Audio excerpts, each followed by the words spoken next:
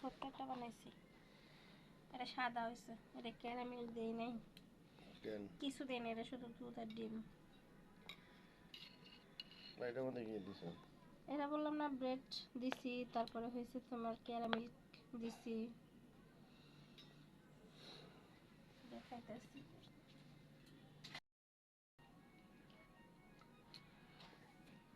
এই যে দেখছো, রেখে দিই, ঠান্ডা হলে পরে খেতে ভালো লাগবে। টক দইয়ের মতো হয়ে গেছে। হ্যাঁ, দুইটা দুই কোয়ালিটি এসছে। দইয়ের মতো।